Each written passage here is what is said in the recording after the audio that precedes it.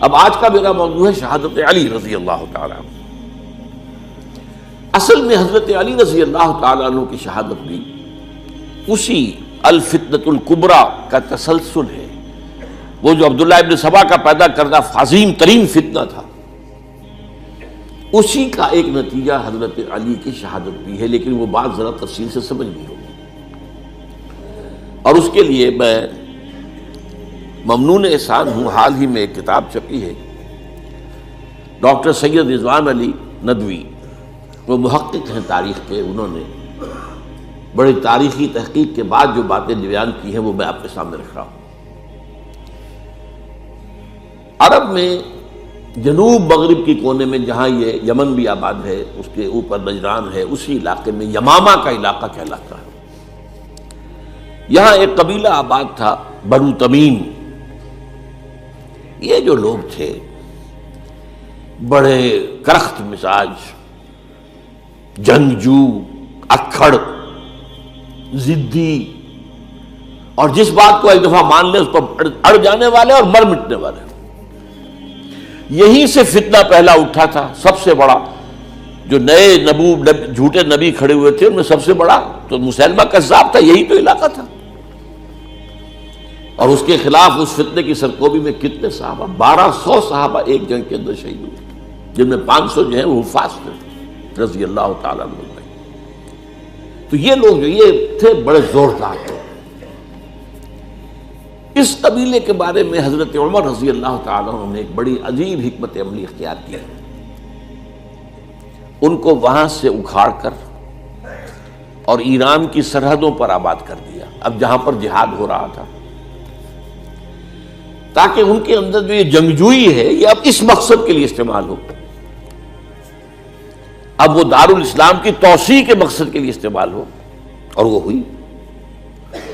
حضرت عمر نے 2 چھاؤنیاں بنائی تھی رضی اللہ تعالیٰ، کوفہ اور بصرہ، کیونکہ ظاہر بات ہے کہ اب جو اسلام کا دائرہ پھیل رہا تھا اور اسلامی حکومت پھیل رہی تھی، اور زیادہ تر جو ہے مشرق کی طرف پھیل رہی تھی، ایران اور خراسان وغیرہ کی طرف، تو اب مدینے سے اس کا کنٹرول اتنا آسان نہیں تھا، فاصلہ تھا، تو چھاؤنیاں بنائیں تاکہ یہ اس سرحد کے اوپر یہ موجودہ مرکز رہے، یہاں فوجیں موجود رہیں، کہیں کوئی بغاوت ہو تو اس کو کچلنے کے لیے وہ قوت فوری طور پر دستیاب ہو سکے۔ یہ لوگ ہیں کہ جو عبداللہ ابن سبا کی فتنے سے سب سے زیادہ متاثر ہوئے۔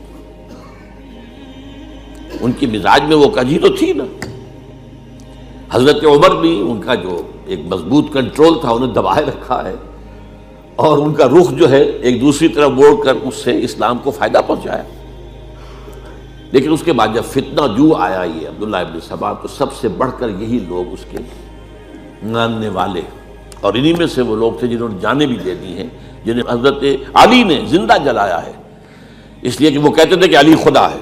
اے علی تم خدا ہو، تم ہمیں آگ میں جلا رہے ہو، یہ تو تم ہمارا امتحان لے رہے ہو۔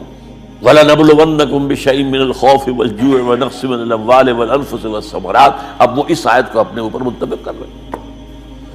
تو یہ جو کرخت لوگ تھے،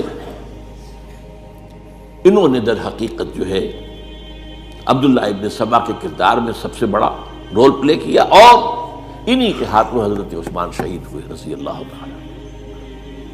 اور اس کے بعد انہوں نے حضرت علی رضی اللہ تعالیٰ عنہ کو اپنے گھیرے میں لے لیا، کیونکہ انہی کی کثیر تعداد موجود تھی مدینے میں جب حضرت عثمان شہید ہوئے۔ اس کے بعد اب ظاہر بات ہے کہ کوئی نہ کوئی تو خلیفہ ہونا چاہیے تھا۔ حضرت طلحہ سے کہا گیا، انہوں نے معذرت کر لی، حضرت زبیر سے کہا گیا، انہوں نے معذرت کر لی۔ اب ظاہر بات ہے کہ حضرت علی آخر امت کو چھوڑا تو نہیں جا سکتا تھا بغیر امام کے، انہوں نے قبول کر لی، اگرچہ حضرت حسن روکتے رہے کہ ابا جان یہ ان لوگوں کی بیعت جو ہے آپ قبول نہ کیجیے۔ حضرت حسن تو ان میں سے ہے جو حضرت عثمان کے دروازے پر کھڑے تھے پہرے دار کی حیثیت سے، حسن اور حسین رضی اللہ تعالیٰ عنہ، انہیں تو معلوم تھا فتنہ جو کون لوگ ہیں۔ اس کے بعد حضرت علی رضی اللہ تعالیٰ عنہ نے اسی حکمت سے، جس حکمت کے تحت حضرت عمر نے یہ چھاونیاں آباد کی تھی، دارالخلافہ بھی مدینے سے کوفہ منتقل کر دیا، تاکہ پورے عالم اسلام کو کنٹرول کیا جا سکے اس مرکز کے ساتھ۔ اس کا نتیجہ یہ نکلا کہ اب گویا کہ حضرت علی کے گرد ان لوگوں کا گھیراؤ مکمل، کوفے میں یہی تو آباد تھے، کوفی یہی تو تھے، حضرت عمر نے انہیں لا کے یہاں آباد کیا تھا۔ جب حضرت علی نے کوفے کو اپنا دارالخلافہ قرار دیا تو گویا کہ ان کا پھر عمل دخل بہت بڑھ گیا۔ ایک طریقے سے یوں کہا جا سکتا ہے کہ انہوں نے اب حضرت علی رضی اللہ تعالیٰ عنہ کو اپنے محاصرے میں لے لیا۔ چنانچہ جنگ جمل کے موقع پر یہ ہوا ہے کہ صلح ہو گئی تھی، حضرت عائشہ رضی اللہ تعالیٰ عنہ کے جو نمائندے تھے اور ادھر سے حضرت علی، صلح ہو گئی تھی، طے ہو گیا تھا کہ ہاں قاتلین عثمان کو جو ہے ان کو سزا دی جائے گی، قصاص لیا جائے گا حضرت عثمان کی قتل کا۔ لیکن ان لوگوں نے 10,000 آدمی کھڑے ہو گئے کوفے کے اندر، ہم سب قاتل ہیں عثمان کے، لوگ قصاص ہم سے اگر لے سکتے ہو۔ اس کے نتیجے میں اور انہوں نے جنگ شروع کر دی، اور جب جنگ شروع ہو جائے تو پھر اس کے بعد تو کوئی نہیں دیکھ سکتا کیوں شروع ہوئی، کیسے شروع ہوئی، کس نے شروع کی۔ اب تو یا مارو یا مرو، دو ہی باتیں ہوتی۔ 10,000 مسلمان ایک رات میں شہید ہوئے جنگ جمل میں۔ اب اس کے بعد حضرت علی رضی اللہ تعالیٰ عنہ کی خلافت جو ہے حضرت امیر معاویہ نے ماننے سے انکار کر دیا۔ جب تک قاتلین عثمان کو سزا نہیں دیتے ہم بیعت نہیں کریں گے۔ یہ نہیں کہ دعویٰ کیا ہو کہ میں خلافت کا حقدار ہوں، یہ نہیں، لیکن یہ کہ آپ کو ان کو سزا دینی چاہیے۔ اب یہ تھا وہ مخمصہ جس میں حضرت علی رضی اللہ تعالیٰ عنہ وہ فرماتے تھے تم میرا ساتھ دو تو میں ان قاتلین عثمان سے سزا جو ہے ان کو سزا دے سکوں۔ ادھر انہیں پتا تھا کہ میں سرنڈر کرتا ہوں تو مجھے علی تک تو پہنچنے کوئی نہیں دے گا، راستے میں ختم کر دیں گے رضی اللہ تعالیٰ عنہ۔ تو یہ پیچ تھا ایک جو ایسا پڑا ہے۔ اب اس میں جب حضرت معاویہ اور حضرت علی کے مابین فیصلہ کن جنگ ہوئی، جنگ صفین جسے کہتے ہیں، جس میں 70,000 مسلمان ایک دوسرے کی تلواروں، تیروں، نیزوں سے قتل ہوئے۔ اس موقع پر حضرت معاویہ کی طرف سے ایک آفر آئی، قرآن مجید کو نیزے پر اٹھا کر لوگوں نے کہا کہ یہ خون ریزی بند کر دو، ہم قرآن کا فیصلہ ماننے کو تیار ہیں۔ حضرت علی دیکھ رہے تھے کہ یہ اصل میں میری فتح کو شکست سے بدلنے کا پروگرام ہے، تقریباً فتح میری ہو چکی ہے، لیکن یہ جو طبقہ تھا یہ ان کا نہیں، بڑی ٹھیک بات کہہ رہے ہیں وہ، مانیے ان کی بات، جنگ بند کی۔ انہوں نے ہی یہی لوگ تھے جنہوں نے مجبور کیا حضرت علی کو کہ وہ تحکیم پر رضامند ہو جائے۔ اس کے بعد تحکیم میں جو معاملہ ہوا، حضرت علی حضرت عبداللہ ابن عباس کو اپنی طرف سے حکم بنانا چاہتے تھے، یہ اڑ گئے نہیں۔ یہ اڑ جانے والے لوگ، اور یہی اصل قوت تھے، وہاں ساری طاقت کوئی نہیں کی تھی۔ تو انہوں نے ابو موسیٰ اشعری کو اپنی طرف سے مقرر، وہ بہت نرم خو آدمی تھے، انہیں برابر۔ بہرحال جو بھی بات طے ہوئی، اب تاریخ کی روایتوں میں اختلاف ہو سکتا ہے، کہا یہ جاتا ہے کہ طے تو یہ ہوا تھا حکمین کے مابین، ادھر سے ابو موسیٰ اشعری، ادھر سے عمرو بن العاص رضی اللہ تعالی عنہما، کہ آپ اپنے جو کلائنٹ ہیں حضرت علی آپ انہیں معزول کر دیجئے، میں معاویہ کو معزول کر دیتا ہوں، پھر جو ہے مسلمان فیصلہ کر لیں کسی اور کی عبادت۔ انہوں نے کھڑے ہو کے کہہ دیا میں علی کو معزول کرتا ہوں، اور عمرو بن العاص نے کہا کہ میں معاویہ کو قائم کرتا ہوں۔ اب یہ ہے روایت، واللہ عالم اس میں کتنا سچ ہے کتنا جھوٹ ہے، میں کوئی مورخ نہیں ہوں، میں کوئی تاریخ کا محقق نہیں۔ اس کے بعد جو ہے اب یہ لوگ انہوں نے کہا کہ مانیے تحکیم کو، اور جب انہوں نے حضرت علی نے اس تحکیم کے فیصلے کو ماننے سے انکار کیا تو باغی ہو گئے، حضرت علی کو کافر قرار دیا، اور جا کر ایک جگہ پر حرورہ ایک جگہ تھی وہاں پر جا کے جمع ہو گئے، جتھا بندی کی بہت بڑی طاقت وہاں کری۔ انہوں نے طے کیا کہ علی بھی کافر ہو گیا، معاویہ بھی کافر ہو گیا، عمرو بن العاص بھی کافر ہوئے، سب کافر ہیں۔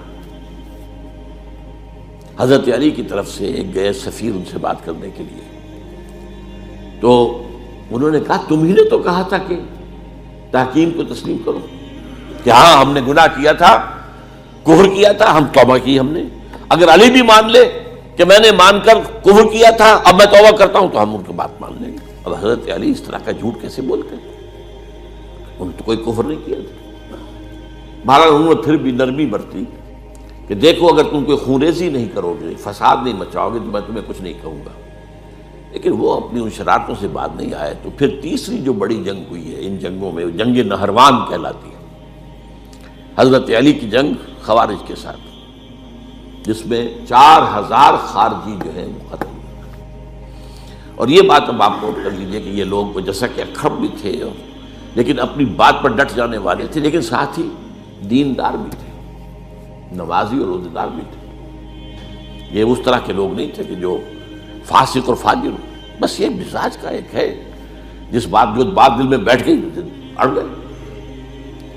تو یہ اصل میں انہوں نے پھر فیصلہ کیا کہ اور تو ہمارے بس میں اب کچھ نہیں ہے، ان تینوں کو قتل کر دیا جائے، علی کو بھی اور معاویہ کو بھی اور عمرو بن العاص کو بھی. تو ایک جگہ ان کی سازش ہوئی، 3 آدمی معین ہو گئے، ایک ہی وقت کا طے فیصلہ ہو گیا، فلاں تاریخ کو فجر کے وقت تم جاؤ، وہ تم کوفے کی جامع مسجد میں، جب علی نماز جماعت کرا رہے ہو خنجر مارو انہیں. اور یہ اس کا نام ابن ملجم تھا، خارجی، یہ وہی لوگ بنو تمیم کے لوگ. دوسرا جو تھا وہ دمشق میں حضرت معاویہ کو قتل کرنے، شہید کرنے کے لیے پہنچ گیا. تیسرا مصر پہنچ گیا حضرت عمرو بن العاص کو. اب یہ بات اللہ کی طرف سے ہے، یہ تو اس کی مشیت ہے، اس کا فیصلہ ہے. حضرت علی پر وار کارگر ہوا، آپ شہید ہو گئے. حضرت معاویہ پر وہ وار ذرا اوچھا پڑا، زخمی تو ہوئے لیکن آپ کی جان بچ گئی. عمرو بن العاص اس روز مسجد میں کسی معذوری کی وجہ سے، عذر کی وجہ سے فجر میں آ ہی نہیں سکے، لہذا حضرت علی کی شہادت ہو گئی. اب یہ ہے اصل پس منظر، کن لوگوں نے کیا شہید، اصل میں وہ سمجھ لینے کی بات ہے. یہ خوارج نے شہید کیا، لیکن خوارج کا فتنہ سبائی فتنے ہی کا آف شوٹ ہے، اسی کے ذیل میں ہے، اسی کی ایک شاخ ہے، اسی کا ایک نتیجہ ہے. یہ خوارج جو ہے بعد میں بھی ان کی مسلسل جو ہے وہ جنگیں رہی ہیں. بہرحال اس صورتحال کو یہ سمجھ لیجئے کہ یہ خلفائے ثلاثہ رضی اللہ تعالی عنہ، حضرت عمر شہید، عثمان شہید، علی شہید. عجیب بات ہے کہ تینوں کا نام عین سے شروع ہوتا ہے، عمر عین سے، عثمان عین سے، علی عین سے، تینوں شہید ہوئے ہیں. لیکن یہ کہ یہ ہے تاریخی پس منظر.